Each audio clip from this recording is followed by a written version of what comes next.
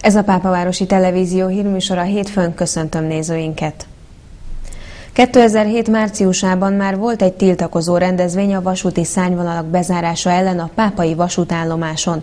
Akkor a Pápa-Csorna, Pápa-Tatabánya vasúti szárnyvonalakon az ideiglenes személyforgalom megszüntetése ellen emeltek szót az érintett települések. Vasárnap délelőtt ismét tiltakozásra gyűltek össze a Pápa-Csorna vasútvonal mentén élők, hiszen a Csornát elkerülő út építése abba a stádiumba került, hogy bontási engedélyt adtak ki a vasútvonal mintegy 60 méteres szakaszára. Ezzel véglegesen lehetetlenné válik a vonatközlekedés a két város között.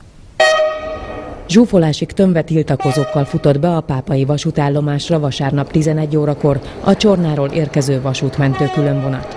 A peronon a pápai tiltakozók várták őket, hogy közösen emeljenek szót a 14-es vasútvonal megmaradásáért. 2007-ben, március 1-én jó néhányan önök közül utoljára szállhattunk fel erre a vonatra. Akkor azt mondták, hogy csak ideiglenesen személyszállítás felfüggesztéséről van szó, és még jó